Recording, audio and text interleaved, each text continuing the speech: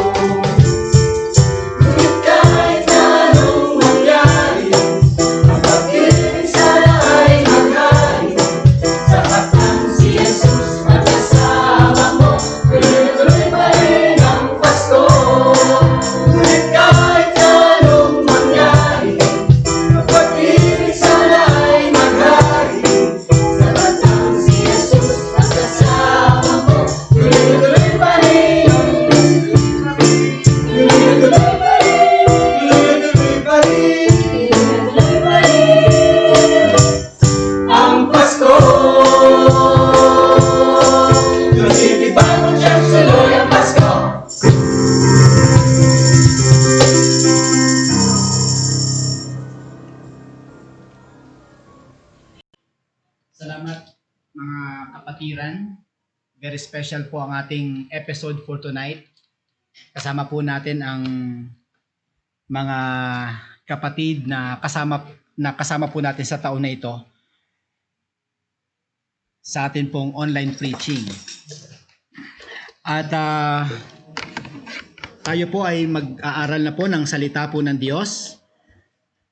At ilagay po natin ang ating mga puso sa ating gagawin ngayong gabi sapagkat alam ko na meron pong inihanda si Lord na pagkain na naman sa atin.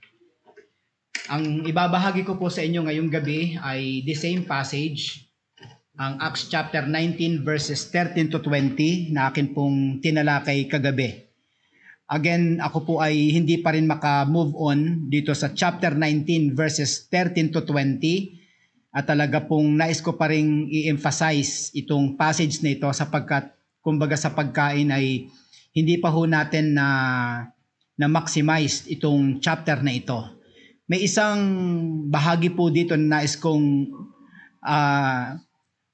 i-expose ngayong gabi at sana po ay samahan niyo po ako. Anyway, Pasko naman, alam kong malaki ang oras natin para makinig po tayo ng salita po ng Diyos. Okay, bago po natin basahin po ang Bible text, ay gusto ko lang po na balikan yung poster natin kagabi. Ito po ay napakagandang poster. At sinasabi po ni John Calvin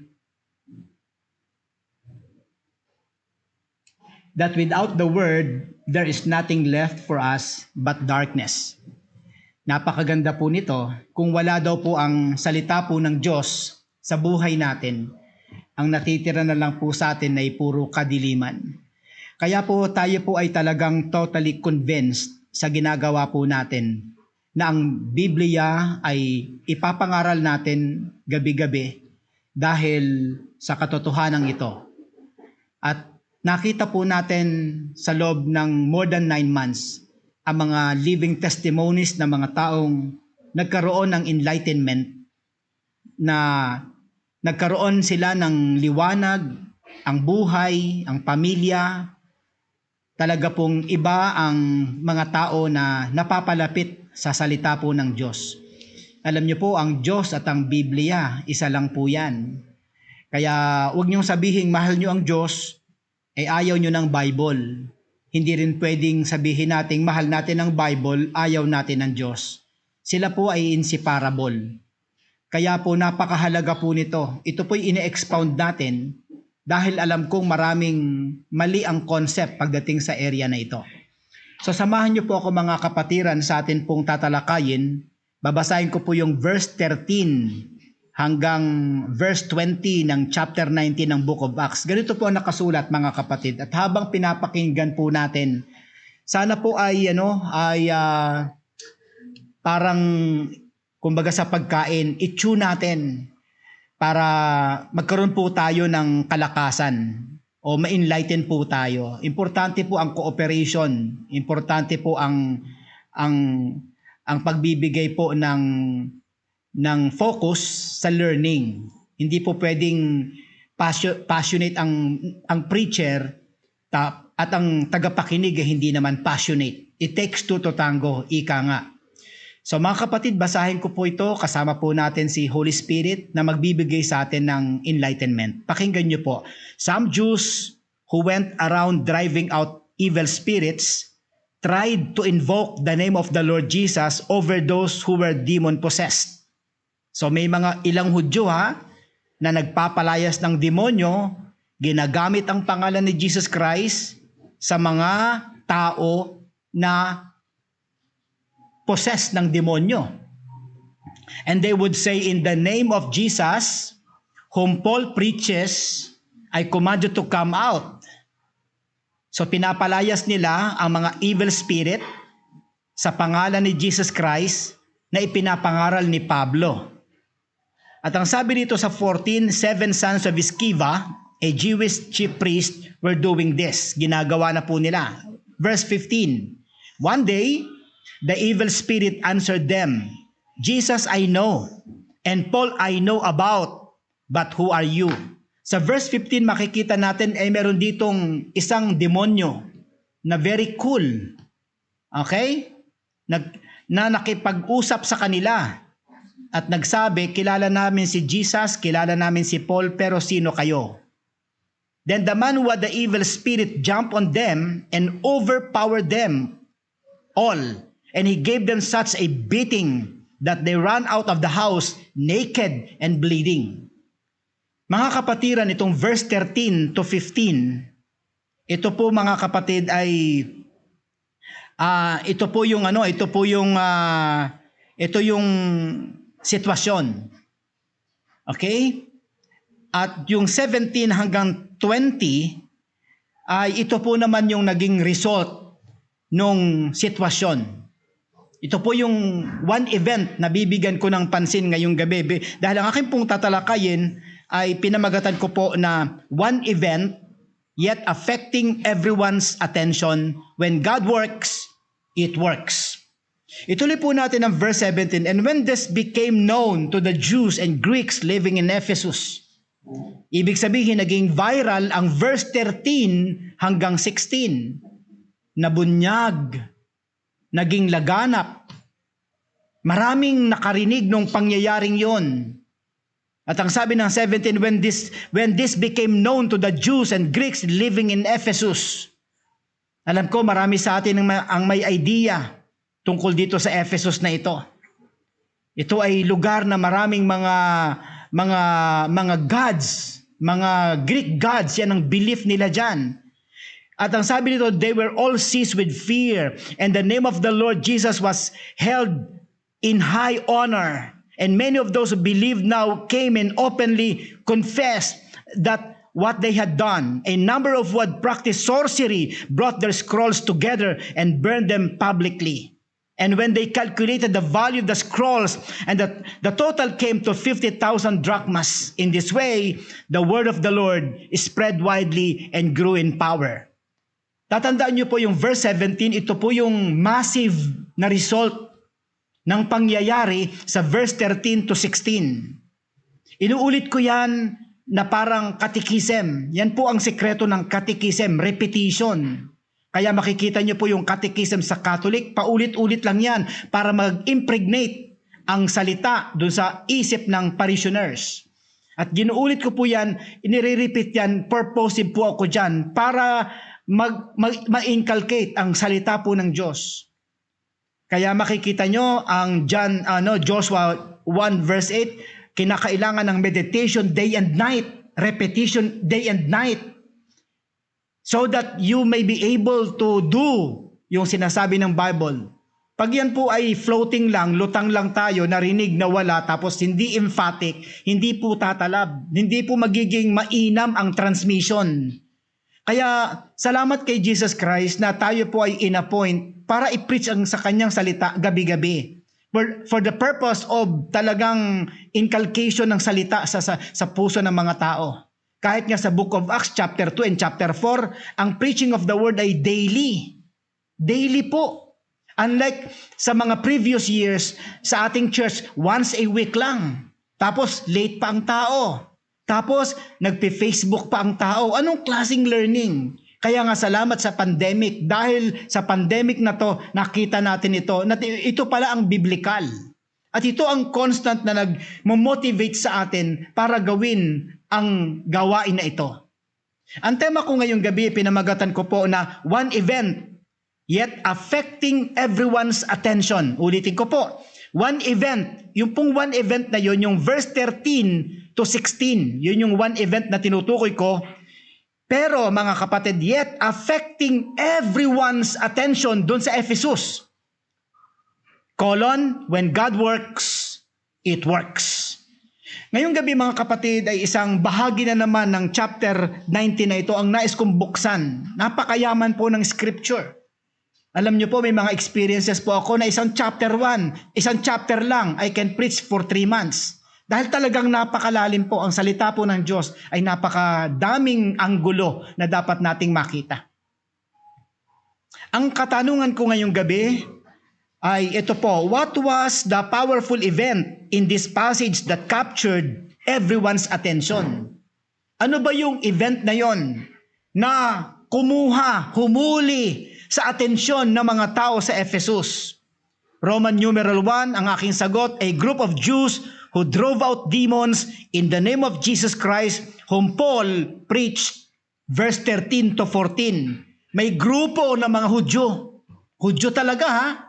Mga kapatid, in fact, ang sabi ng Biblia, sila po'y nanggaling sila hindi sa mga pagan. Sila po'y nanggaling sa mga chief priest, Jewish chief priest. Ito pong 7 sons of Sceva, hindi po sila ordinaryong mga bata o mga kabataan o mga lalaki. May pinagmumulan po sila. Marahil isa rin yun sa mga authority nila para gawin yan dahil ang kanilang tatay ay pinakahepe ng mga pari. Parang pari ng mga pari. Ito po mga kapatid, ang tinatawag kong powerful event. At may ginagawa sila. Nagpapalayas, hindi ng lagnat, hindi ng COVID, hindi ng ubo. Mahina yan. Ang pinapalayas nila, demonyo. Sa pangalan ni Jesus Christ, ito lang ang mabigat. Sa pangalan ni Jesus Christ na pinapangaral ni Pablo. Hindi sa pangalan ni Jesus Christ na kanilang pinapangaral o tinatanggap. Dahil alam nyo naman ang context. Last night I was able to tell you na ito po ay imitation. Gaya-gaya. Nangaral si Pablo, may lumalayas na demonyo, tinularan, ginaya-gaya, cut and paste na ministry, walang calling, walang mandato. Maraming ganyan ngayon. Gaya-gaya. Parang negosyo. Pag may umunlad doon, gagayahin. Ganyan ang mga Pinoy. Kaya mga fly-by-night lang yan. 3 months. Tapos wala na. Walang vision, walang mandato. Kaya mga kapatid, eto po. Hindi pala yan bago. Sa panahon natin, maraming ganito. Sa panahon ng Book of Acts, nandyan na pala yan. Yung mga gaya-gaya ministry na yan. Kaya alam nyo mga kapatid, mahalaga po ito. Ano pa yung bahagi ng event na ito na tinatawag kong powerful? Nilagyan ko ng powerful dahil ito po ang event na kumuha ng atensyon ng maraming tao sa Ephesus. In fact, hindi kasobrahan na sabihin kong lahat ng tao sa Ephesus ay mamaya makikita po natin yon na talagang they paid attention to what happened. Roman numeral 2, the said group encountered an evil spirit who beat them furiously and sent them bleeding. Verse 15 and 16. Pero isang araw, kagaya ng ating binasa, merong isang evil spirit. Hindi po plural. Evil spirit lang. Isa lang ang nagsalita. At sila ay nagkaroon ng encounter. At ang aking suspetsya dito, matagal na nila itong ginagawa, itong 7 sons of Sceva na to. Ang ganda, 7, parang God's number. Kaya huwag kayong magpapaniwala dyan sa mga number na yan. Kayang gamitin niya ng diablo, yung mga numero na yan. Wala po dyan ang power. Ang power ay na kay Jesus Christ. Ito nga, 7 din pero mga demonic. Ito, 7 sons. So mga kapatiran, ano ang nangyari? Itong 7 sons of Sceva, naka-encounter sila ng isang demonyo. At ang demonyo ay nagsalita. Kilala namin si Jesus Christ. Kilala ko si Pablo. Kilala pala nila yung mga tao ng Diyos. Ano kaya tayo? Ano kaya ang pagkakilala sa atin ng demonyo? Talaga bang siya'y merong respeto sa atin? O tayo ay katulad din nito, mga kapatid, na wala siyang pagkilala sa atin, wala siyang takot kapag tayo ay nag-pray kasi alam niya na ang ating prayer ay hindi righteous. Alam niyo naman ang sabi ng Biblia, ang righteous lang ang pinapakinggang prayer. Hindi porke prayer ay tatanggapin ng Diyos. May mga rekado yan, ayon sa Biblia. So mga kapatiran, binugbog sila ng lalaki na to na sinapian ng masamang espiritu. At ang sabi ng Biblia, sila'y sinaktan, binugbog, at sila'y nagtakbuhan, bleeding. Sugatan. Alam niyo naman ang suot ng mga Jewish people noong unang panahon, mahahaba na parang saya, makakapal ang tela, pero nahubaran sila. At sila'y nagkaroon ng sugat sa muka, sa katawan, sa batok, sa iba't ibang bahagi ng kanilang katawan. Hindi po sila pinitik, sinaktan sila. At sila'y nagtakbuhan sa takot dahil napakalakas po ng lalaking ito na sinapian ng demonyo. Dahil dito mga kapatid, I want to show you again yung mga matitinding resulta sa nangyaring ito. Again, ulitin ko po, ito po ang tinatawag kong powerful event. May mga lalaki na nagpapalayas ng demonyo, pero isang demonyo ang nagsalita at sila'y sinaktan, at sila'y binugbog, at sila'y sinugatan. Ito mga kapatid ang nag-circulate na kwento, naging viral ito. In fact mga kapatid, ang sabi ng Biblia sa 17, when this became known to the Jews and Greeks living in Ephesus. See mga kapatid, I will give you tonight 5 results that captured everyone's attention. Number 1, people were seized with fear. Ang mga tao ay natakot. Ang mga tao ay dinakot ng takot. Mga kapatid. Pero masasabi ko sa inyo na itong takot na ito ay napakaganda. Ito ang takot na dulot ng kapangyarihan ng ating Panginoon. Sana ganito rin ang mangyari sa atin. Kapag natakot tayo sa Diyos, talaga pong susunod tayo sa Diyos. Alam niyo, marami ng Kristiyano ngayon, walang takot sa Diyos. Sa totoo lang, walang takot sa Diyos. Walang takot magkasala. Walang takot sa Diyos. Ang sabi ng Diyos, magbasa ng Bible, hindi nagbabasa. Eh di walang takot.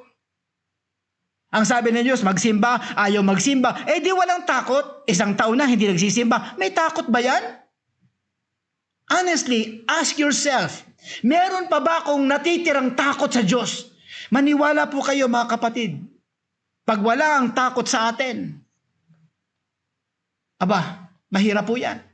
Wala na po tayong katatakutan. Kapag ang Diyos na ang hindi natin kinatakutan, wala na pong authority na supreme pa sa Diyos. Lahat na yan, susuwagin na po natin. Kaya nga mga kapatid, ang ganda po ng paradigm ni Lord Matakot ka sa Kanya, and then madali mo nang ma-exercise ang lahat ng takot. Especially yung mga righteous na takot. Pangalawa, Jesus' name was held in high honor. Philosophically, sa panahon na yon, ang pangalang Jesus mababa. Pero mula nang mangyari yung powerful event na yon, naging kilala ang pangalan ni Jesus Christ. Na hindi pala yun basta-basta. Sapagkat ito mga anak ni Sceva, ginagamit ang pangalan ni Jesus Christ in vain para magpalayas ang demonyo. Dahil naiinggit sila sa performance ni Pablo. Pero nang mangyari yun mga kapatid, ang pangalan ni Jesus Christ ay naitaas, nirespeto, iginalang, kinatakutan. Hindi pala yan basta-basta. So mga kapatid, parang in a way, kaya nga sabi ko sa inyo kagabi, parang ito'y blessing in disguise. Itong sitwasyon ito, verse 13 to 16, ay permitted by God na mangyari. Mga kapatid, pinirmit ito ng Diyos na mangyari ito para ang kanyang pangalan ay bumango sa mga Gentiles, particularly sa mga Jewish, sa mga tao sa Ephesus. Alam niyo mga kapatid, ito ang kailangan natin. Marami sa atin may religion pero walang takot sa Diyos. Marami sa atin nagsisimba pero hindi natin hinuhold ang pangalan ni Jesus Christ ng may great esteem. Alam niyo mga kapatid, sana po ilagay ko to sa inyong puso. Sana kapag pinag-usapan na ang pangalan ni Jesus Christ, ibang usapan na po yun. Pangalan ko walang kwenta, pangalan niyo walang kwenta. Pero kapag kay Jesus Christ na, ibang usapan na po yan. Sana ganun po ang maging formation po natin. Alam niyo ngayong gabi, wala ho tayong masyadong pagpapahalaga kung anumang religion ang meron kayo. Hindi rin naman natin binibigyan ng pansin kung kayo ay CBC o taga-ibang simbahan dahil napakarami na pong nakikinig sa atin na hindi naman talaga taga City Bible Church. Ang concern ko ngayong gabi ay hindi na po yung ating denomination. Ang aking concern ngayong gabi, kung ikaw ay tao na nagsasabing may pananampalataya kay Hesukristo, ito ang dapat na maging behavior ng bawat isa sa atin. Tayo po'y may takot, dinadakot tayo ng takot sa Panginoon. I-develop po natin yan. Especially, malapit na po ang 2021, napakasarap po magsimula ng isang bagong buhay. Sana po maging, sabi nga, ay maging New Year resolution po natin to. At ang pangalan ng ating Panginoon. Pangatlo mga kapatid, secret believers came openly. Ang mga nakatagong mananampalataya ay naglabasan. Alam nyo, itong panahon ni Pablo na to, itong Acts chapter 19, parang pareho lang sa panahon natin. Marami ding mga secret believers nowadays. Born again, pero hindi kilala o born again sa opisina. Born again, pero hindi kilala na born again ng kanyang mga barkada. Pero mga kapatid, dahil sa tinatawag nating powerful event, naglabasan sila. Nagpatotoo na sila. Ayaw na nilang magbalat kayo, ayaw na nilang maging peke.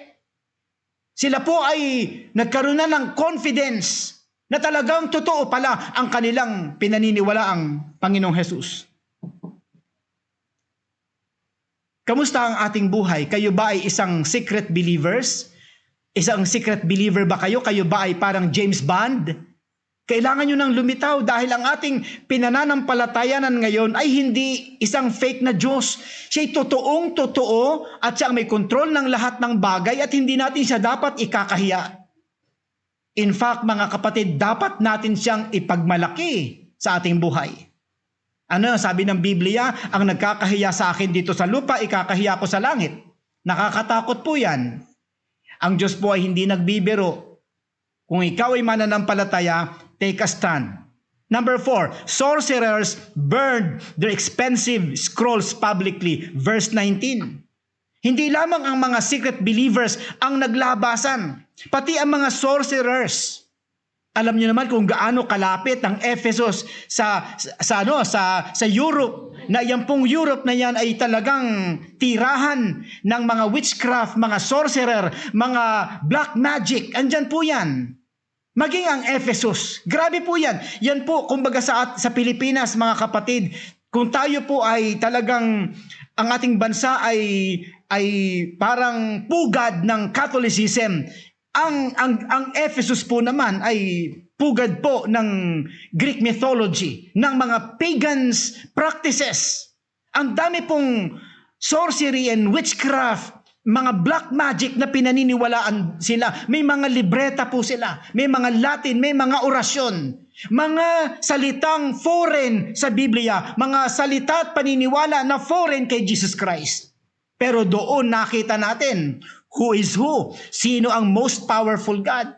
Guys, pansinin niyo po, sorcerers burned their expensive scrolls publicly. Hindi sa bahay, hindi sa tabi ng dagat, nilabas sa plaza at doon nila sinunog ang mga mahal nilang scrolls na kung saan-saan pa yun nagmula. Siguro talagang mga matatanda na po mga scrolls.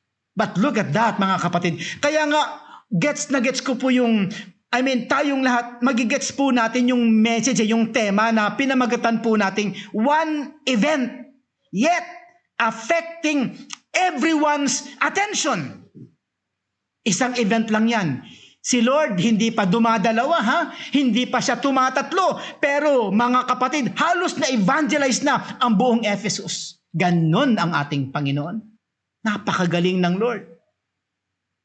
Kaya alam nyo mga kapatid, napakasarap magtiwala kay Jesus Christ. Tingnan nyo ang nangyari sa panahon ito. Isang pandemic lang, upo tayo. Bagsak ang bangko, bagsak ang negosyo. Isang pandemic lang yan. Paano kaya kung gawin ng Diyos na dalawa? Maraming nagsasabi na maganda na ang 2021. Sino may sabi sa inyo? Diyos ba kayo?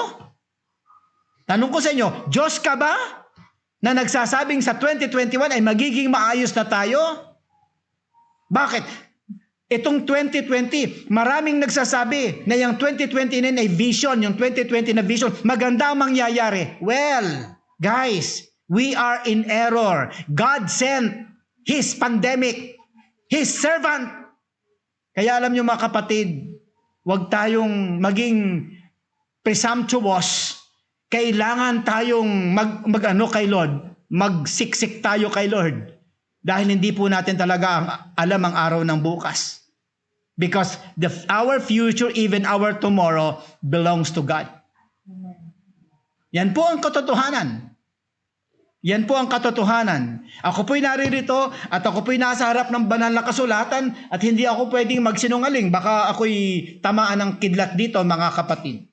Mawawalan po ng authority si Pastor Jim kapag ako'y nagsalita ng kamalian dito at kasinungalingan. Maraming masasakit po siguro sa aking pag-preach may mga nasasaktan, pero hayaan nyo lang po, para yung ampalaya na mapait, pero yan ang makakatulong sa ating kaluluwa. Ano ba ang gusto natin? Matamis pero daya, masakit pero gamot. Mamili po tayo. Mga kapatiran, tingnan nyo po yung verse 20. Isa sa matinding effect, isa sa mga matinding pangyayari dun sa isang single event na yon. Ang sabi ng verse 20, God's word was spread. Why? Was widely spread and it grew in power. Yun pala ang dulo. Yun pala ang gusto na Lord. That's why God permitted verses 13 to 16 because God has His own agenda. Nagpadala siya ng isang pangyayari, pinayagan ng Holy Spirit sa kanyang authority yung 7 sons of Sceva. Pinayagan niyang magsalita ang demonyo. Pinayagan niya ng lahat ng Diyos. Ang Diyos ang nag-orchestrate dyan para matanyag ang kanyang pangalan. Kagaya ng pandemic na ito. Marami ng bilyong-bilyong piso na at milyong-bilyong dolyar na ang ginamit dito para masugpo ito. Para alamin kung ano-ano ito, mga kapatid. Hindi nila alam. Ang Diyos ang nag-orchestrate ng lahat ng ito. Simple lang po yan, mga kapatid. At ano ang ginawa ng mga mananampalataya sa atin ngayong panahon ng pandemic? We promoted God. We preached the gospel every night. And what happened? Ang daming testimonies.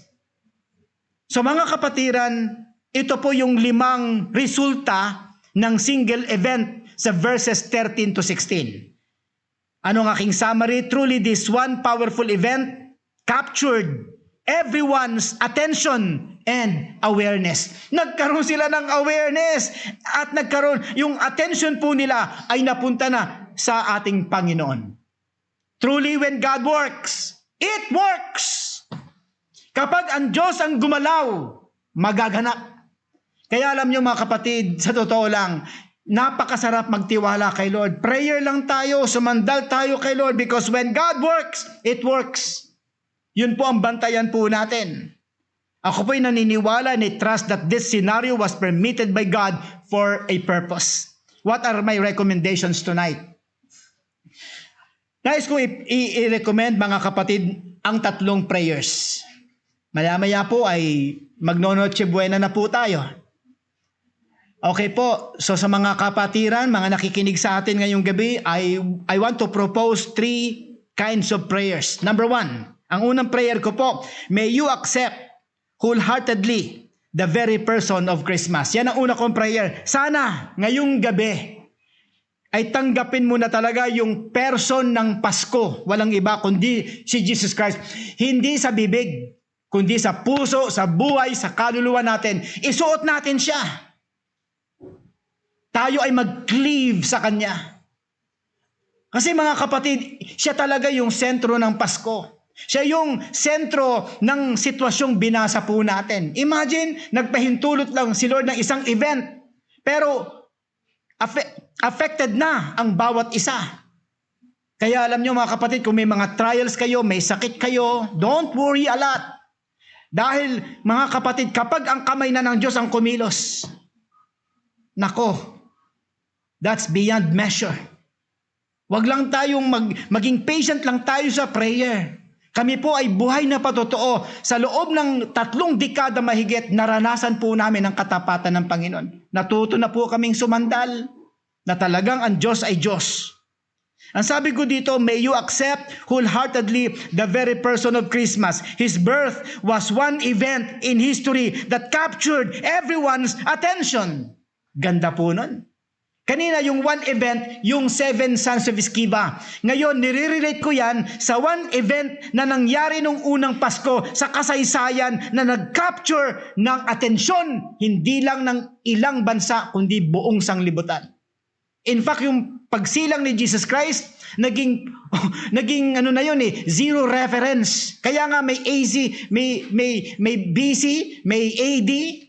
Yun na po ang naging reference ng buong sanglibutan. So mga kapatid, napakaganda na ngayong gabi. Tanggapin po natin si Jesus Christ wholeheartedly, the very person of Christmas. Huwag pong Xmas, huwag nating burahin si Christ. Dapat nandoon si Christ sa puso natin. Kung gusto natin ng powerful na Pasko, kung gusto natin ng makabuluhang bagong taon, magsimula po tayo sa tama. Napakagandang maging ito ang ating New Year resolution. Wag po yung magbabago na ako, hindi na ako magsisinungaling. Wag yung hindi na ako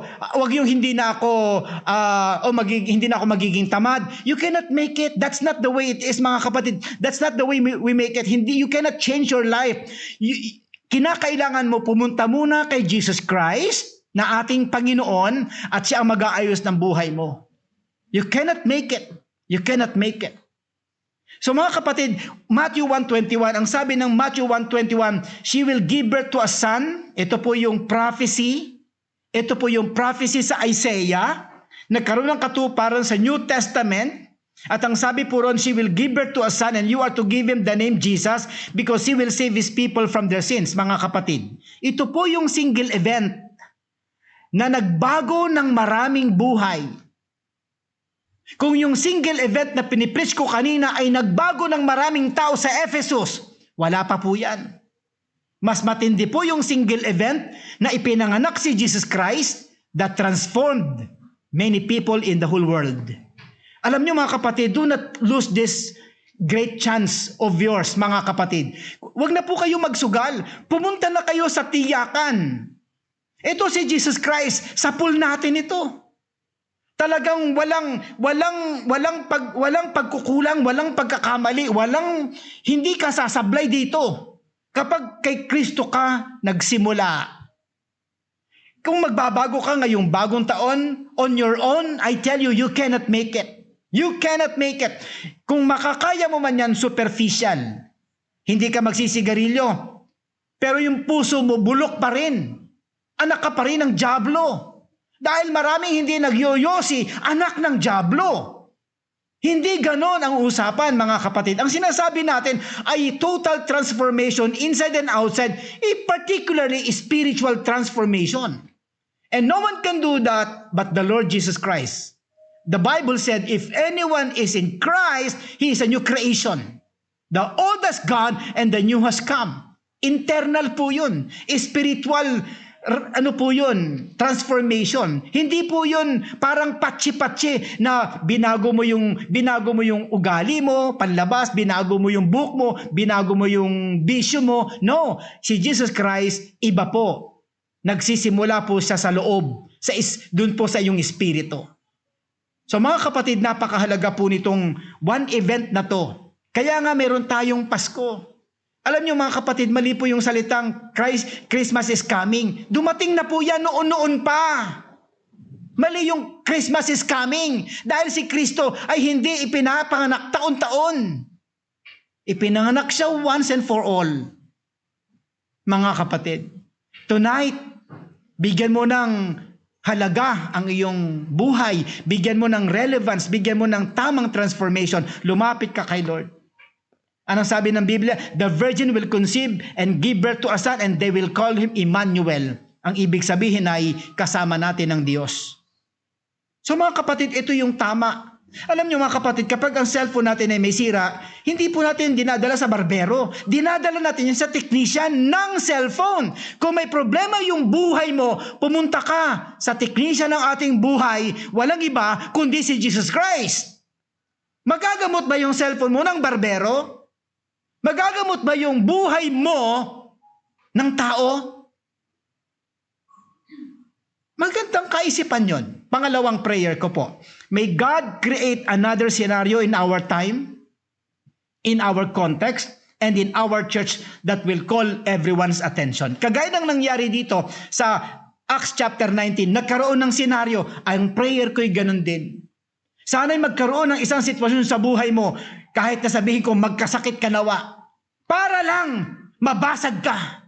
Dahil marami akong nakilalang nagkasakit, doon lumapit kay Lord. Nang gumagapang na siya, nung gulay na siya, doon siya lumapit kay Lord. Alam nyo naman ang tao, habang may lakas, habang bata, ang sabi ng mga matatanda, doon na lang kayo sa mga bata, kasi bata pa sila. Pumunta ka sa mga bata, ay doon ka na lang sa matatanda, kasi malapit ng mamatayan. Wala na tayong puntahan. Kaya mga kapatid, ang prayer ko for tonight, for the sake of the salvation of our soul, may God create another scenario in our time, in our context, in our life that will call everyone's attention. Kung yan ang kailangan, para lang matawag, alam nyo, marami akong nakilala, kami po'y taga Muntinlupa, marami kaming nakilala, kung kailan nakulong sa Bilibid, doon sila nakalaya. What is the meaning? Kung kailan daw sila nakulong, doon sila nakalaya. Ang ibig sabihin, kung kailan sila nakulong, doon sila nakalaya sa kasalanan.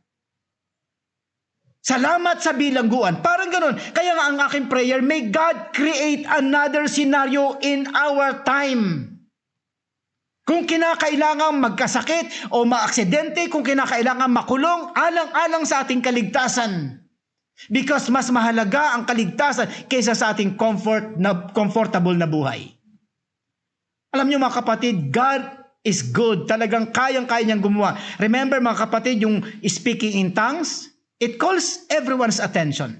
Yung paglakad niya sa tubig, sa Matthew chapter 14, create niya yun to call everyone's attention. Yung pinagaling ni Jesus Christ na bulag mula sa pagkasilang sa John chapter 9 at pinagaling ni Lord, tumawag ng atensyon yon. God is good in that area. And that is my prayer for tonight. Sana mga kapatid, talagang gagawa si Lord ng himala. The last but not the least, my prayer is may God's people readily respond to God's created scenario in our time. Mga kapatid, ang prayer ko pa panghuli, sana ako, ang simbahan natin sa CBC Lakeview at sa CBC sa buong Pilipinas, tayo po'y maging handa na tumugon sa mga kinikreate na senaryo ng Diyos sa ating panahon. Bakit ko nasabi to? Because of chapter 19 verse 20. You know what the Bible said? In this way, listen to this in this way, the word of the Lord is spread widely and grew in power.